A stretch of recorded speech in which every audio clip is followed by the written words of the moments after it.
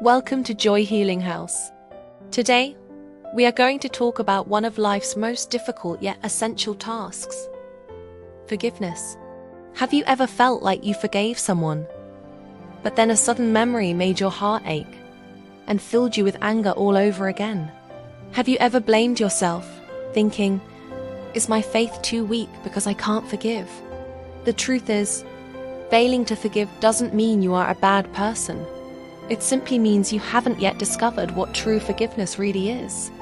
I pray that this time will be a journey of recovery, healing the old wounds deep within your soul.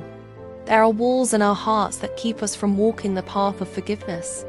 The first is denying the pain itself. When childhood trauma is too great, our brains sometimes silence the memory to protect us. However, true forgiveness cannot begin without acknowledging the wound. The second wall is fear.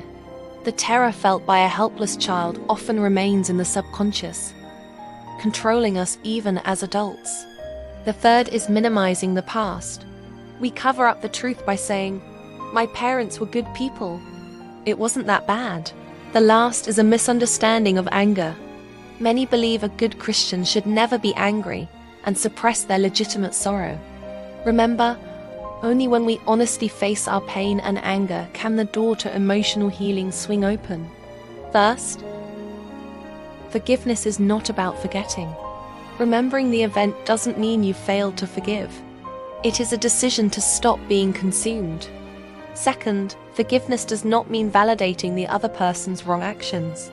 Jesus proclaimed forgiveness on the cross, but he never said their sins were right. Third, forgiveness does not mean all pain will disappear instantly. Healing is a process that takes time. Finally, forgiveness is a declaration of independence. It is like burning a debt contract and saying, "You no longer have the power to shape my life." What then is true forgiveness?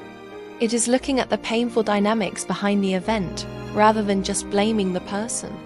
The person who hurt you was likely driven by their own unresolved emotional deficits, perhaps not even realizing the pain they caused. Forgiveness means no longer viewing that person as a debtor. It is letting go of the cry that demands, "Apologize to me." Instead of being shackled to the past, it is taking a step toward the future God has prepared for you. Where does the strength to forgive come from? It comes from the grace of God, who forgave us a debt we could never repay. Corrie ten Boom found it impossible to forgive a guard. She prayed, "Jesus, I cannot do this. Please give me your forgiveness." As she reached out her hand, the Holy Spirit poured out a supernatural love. Forgiveness depends on trusting the one who supplies the strength. Now, let's put this into practice. Write down the names of those who hurt you. Honestly pour out your anger toward them to God. Forgiveness is like a healed wound. A scar may remain, but it will no longer throb with pain.